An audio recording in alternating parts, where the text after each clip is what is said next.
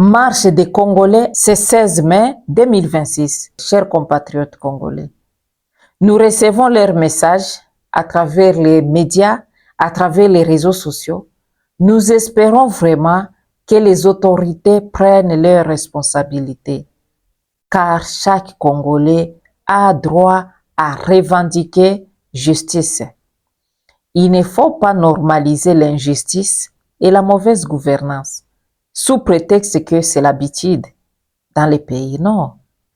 Aucun citoyen ne doit être forcé à se taire, même si les autres se taisent devant l'injustice. C'est ça.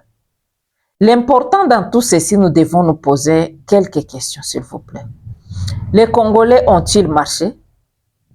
Oui, une partie de la communauté, principalement les Banyamulenge, avec d'autres Congolais, oui, ont manifesté à Bruxelles pour dénoncer les violences dans les hauts plateaux et les problèmes dans les pays.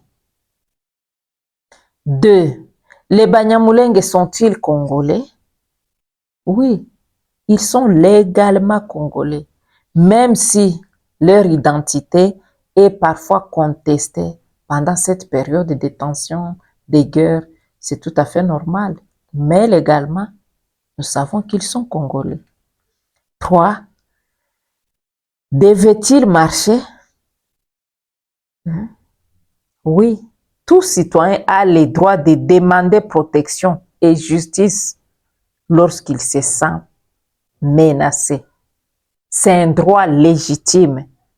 Minorité, majorité ou même une seule personne, une seule, single, peut demander justice.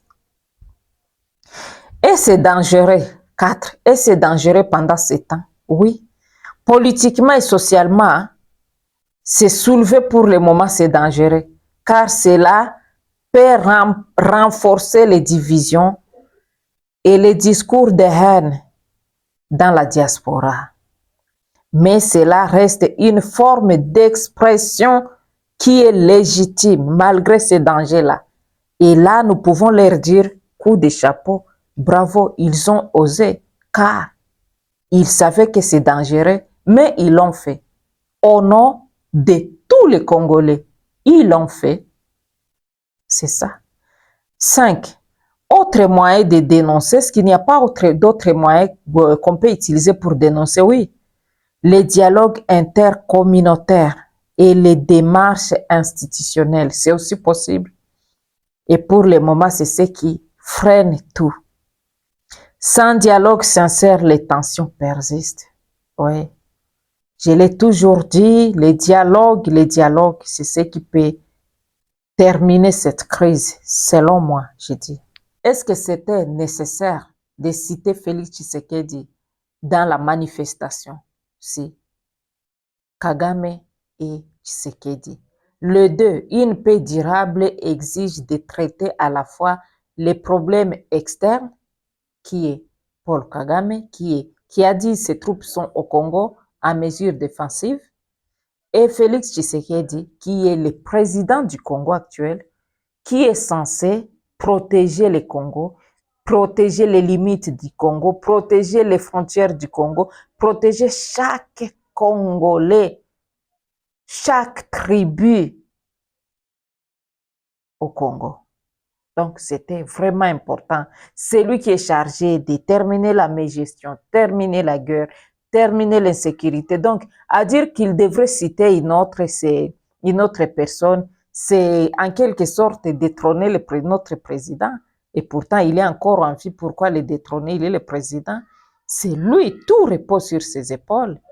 C'était normal, il n'y avait rien de mal dans tout ça. En tout cas, pour moi, même une seule personne qui souffre a le droit de demander justice dans son pays. A fortiori, les Banyamulenge étaient 1000, plus ou moins 1000. Avec quelques Congolais, ils étaient plus ou moins 1000. Ils avaient droit de manifester. Je ne sais pas pourquoi vous leur jetez des pierres au lieu de les encourager, au lieu de les protéger, au lieu de les soutenir, au lieu que le gouvernement s'asseye et raisonne et réfléchisse sur leurs revendications et y trouve solution. pour un bon fonctionnement quand même du pays, je pense.